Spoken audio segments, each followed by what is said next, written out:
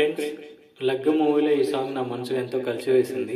ఈ సాంగ్ని చిత్ర గారు అద్భుతంగా పాడారు. నాకు 2 సెంటెన్స్లు బాగా నచ్చాయి. పెళ్ళైపోయిన ప్రతి ఒక్క ఆడపిల్ల తన ఇన్నర్ ఫీలింగ్ ఎలా ఉంటుందో ఈ చిత్రంలో చూపించారు. ఈ సాంగ్లో చిత్ర గారు అద్భుతంగా పాడారు. ఆ 2 సెంటెన్స్ పాడి చూపిస్తాను మీకు. ఇంతేనేమో ఇంతేనేమో ఇంతవరకేనేమో